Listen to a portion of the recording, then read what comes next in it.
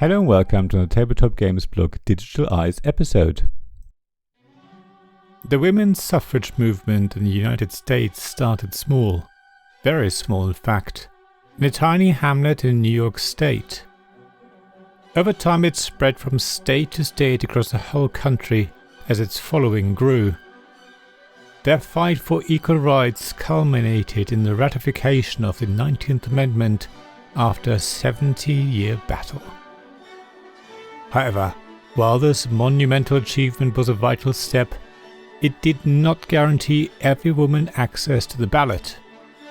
The story continues to this day across the globe, and the fight is still fought to achieve Votes for Women by Tori Brown from Full Circle Games. I mean, it's a challenge to live up to the story as important as that of the women's suffrage movement, whether that's in the USA, UK or anywhere else in the world.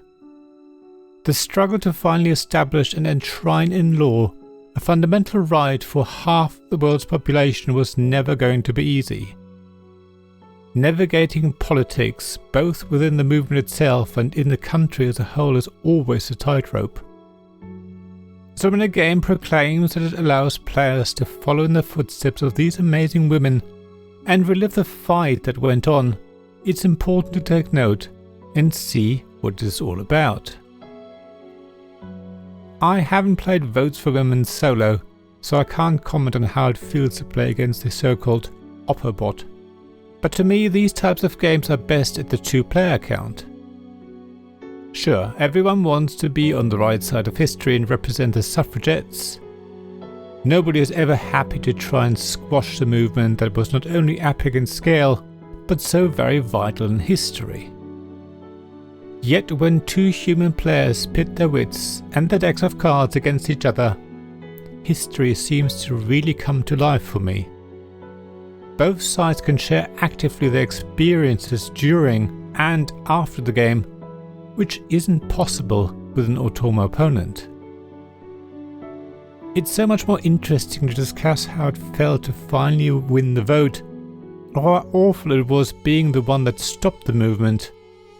After all, Votes for Women is definitely the type of game that encourages discussion, makes players want to learn more about the real-life historical events that took place.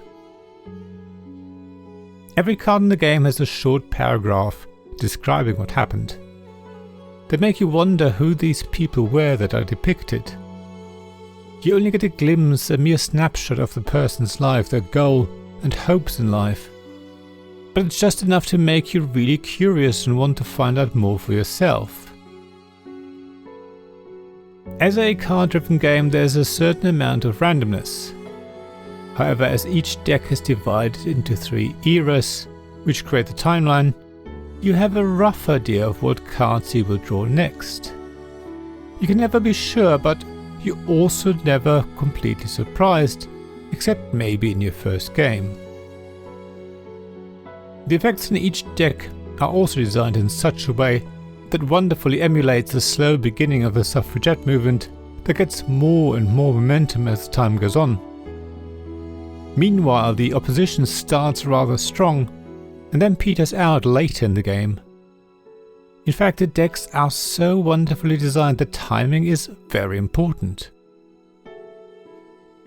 You don't necessarily want to overstretch yourself as the suffragettes early on, while also ensuring that movement starts to spread. It's such an incredible tightrope act that is very hard to execute to perfection. There's further randomness in the form of dice rolls. Dice rolls are often considered to be too unpredictable and create too much chaos, but I think Votes for Women uses dice to perfection. In a game like this, there does need to be a certain amount of luck. In reality, best laid plans don't always work out as intended. However, the better prepared you are, the more likely they succeed. The same is true in this game. Make sure you have plenty of buttons to be able to reroll your dice and improve your chances. Speaking of buttons, they are really crucial. They allow you to not only influence your luck, but also steer historical decisions in the direction you want them to go. They are another thing you have to consider carefully in the game, which adds to the richness of Votes for Women. The game is surprisingly easy to learn. In fact, it sort of teaches itself as you play. Everyone plays a specific card as their first card, which is a way of introducing you to how card-driven games work, while also completing the setup. At the beginning, there's very little you can do other than play cards for the event. After a while, you will have gained some buttons which then allow you to play cards as actions instead. It really starts quite slowly and eases you in very nicely. As the game progresses, the tension increases. While the opposition player will feel their influence ceaselessly draining from the board, the suffragette movement can see signs of a huge swing in their favour. Yet it's not quite enough to force a vote. It's close though, and that's where the tension is. Both players frantically try to pull the advantage back in their direction. As one makes sweeping gains, the other undoes them on their turn. It's a constant seesaw. As the game gets closer to the end, panic starts to set in. A good number of states will probably have cast their vote already. While the suffragette player has a bigger mountain to climb, the opposition can never be sure that they will win. In most of the games I've played, it came down to the very last card. Up until then, it was always much too close to choose who would come out the victor. The only thing I'm not sure about in Votes for Women is when the game gets to final voting. That's when influence is added to dice rolls to decide which way each state voted. It feels a little too much of an anticlimax to me, but maybe that's how history actually went. I only played Votes for Women online, so I can't comment on component quality.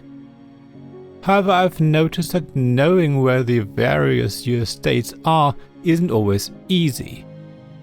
I believe the second printing comes with a useful player aid that addresses this. Saying that, while it slowed down the game for me a tiny bit, it didn't detract for the amazingly wonderful experience I had playing it.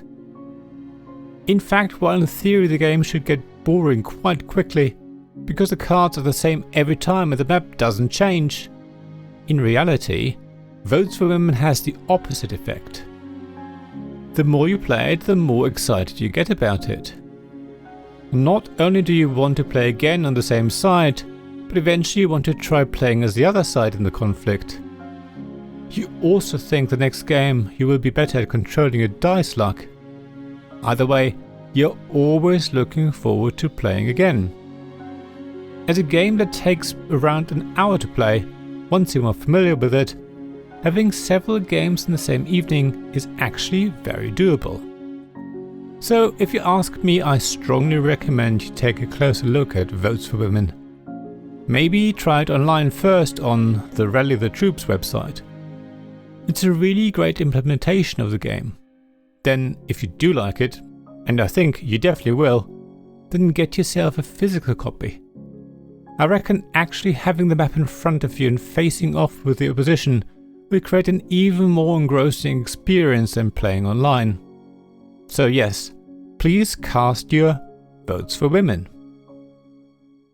Thank you for listening to this Tabletop Games blog Digital Eyes podcast. Please check the description below for links mentioned in this episode, as well as to the written version of this article on the blog. If you enjoyed this episode, please subscribe, give us some stars or leave a review.